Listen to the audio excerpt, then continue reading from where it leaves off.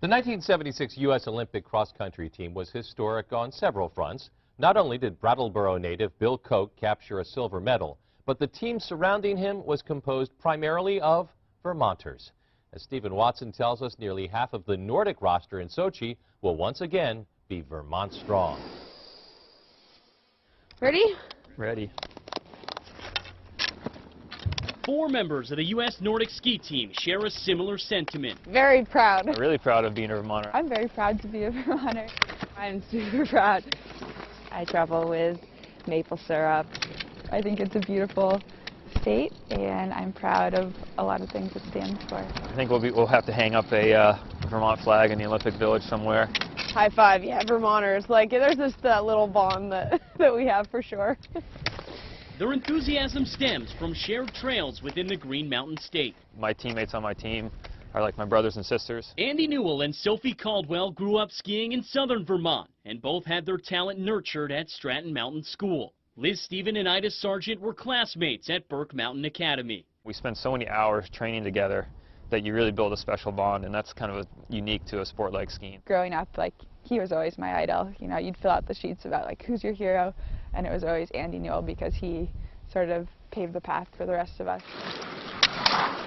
Newell and Stephen are the veterans of the group, having competed in past Olympics. The recent Dartmouth graduates Caldwell and Sargent are aiming for their first Olympic Games. The experience that Andy and Liz gained in previous Olympics will not only benefit them, but also Sophie and Ida, who look to join them in Sochi and cap off their Olympic dreams. Liz is just such an inspiring role model. To be able to ski with her and learn from her, and yeah, I really look up to the energy that she brings to the team.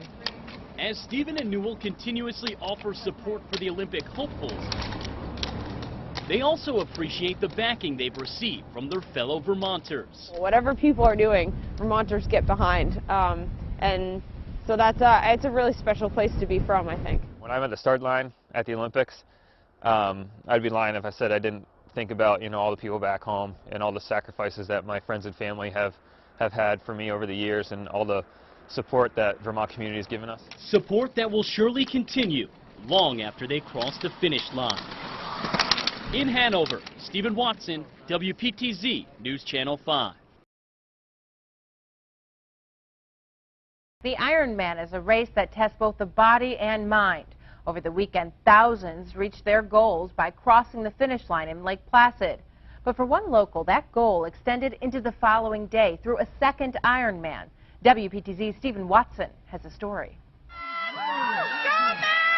Through a crowd of screaming fans, Mac Rand made his way towards the finish line on Sunday. An Ironman for the 5th time. Less than 12 hours later, he was back in the water for number 6. I was nervous. The butterflies were at full flapping in my gut. But Monday's Ironman was about much more than himself. Rand was racing as a member of Team in Training, raising money for the Leukemia and Lymphoma Society. The Lake Placid resident carried 2 pieces of paper, one listing the names of those donating to his cause, the other of those who lost their battle with cancer. His brother Greg's name at the top of that list. The names on those papers are why I did this. Steady rain tested the 60-year-old throughout the biking stage.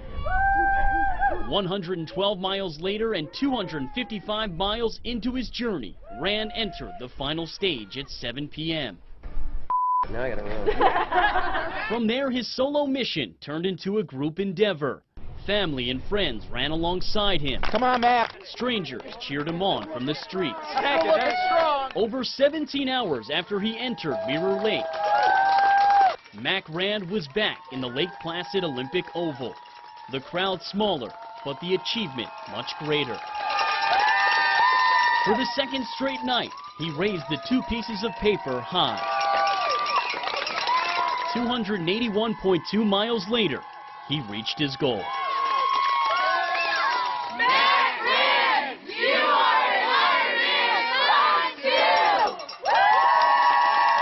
This is an experience I think that has changed my life for the better. And I say that because I think I've been able to be a good role model for people. I've set high standards, and people realize that we can do more than we think we can. It's just been an unbelievable experience. And I wouldn't trade it for anything. And I'm not going to do a third one. So, that's it. In Lake Placid, Stephen Watson, WPTZ, News Channel 5. Welcome back to 5:30 now. I'm Vanessa Mashanya. New tonight, it's safe to say everyone has played soccer at some point in their lives. My own soccer career started and ended at the ripe old age of 5 years old. But a new form of football is about to quite literally hit our region. WPTZ's Stephen Watson has the story. The concept is the same, but the obstacles to get to the end goal are a little bit larger. This is bubble soccer. It's so fun. It's impossible to take anything too seriously when you're flipping upside down. The game first appeared in Norway in 2011. Since then, it has been on the rise worldwide. Now it's arrived in Burlington. I think it was after the 100th time I watched one particular video that we decided that it would be a good idea to buy some of these things, and it's been a great decision so far. They're a lot of fun. You don't have to be Pele. Once you jump into the bubble, everyone is on a level playing field. I mean, it's about as close to soccer as a foosball is. I mean, it's soccer in spirit, but it's something all in and of itself. There's a lot more to it than just running around, because it's hard to see, and so you have to rely on other senses sometimes to score a goal. It's not really about the game. It's more fun to just hit other people and flip around. With bodies flying around, safety is obviously a #1 concern when it comes to bubble soccer. But as you can see, your face is well protected, and you've got grips and also a harness to lock you in. So safe, in fact, that I decided to invite a couple of my WPTZ buddies, Tom Messner and Jared Hill.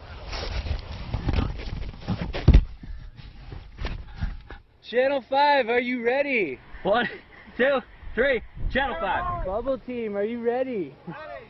Go! News team assemble! I was a little nervous there. I'm coming for you, Jets, Jared. Great D. Oh, oh no, Messner. Oh. I've never seen anyone in one of these not have a huge smile on their face. Goal! We have a lot of people playing already, and I think once they see this, I mean, no stopping it, really.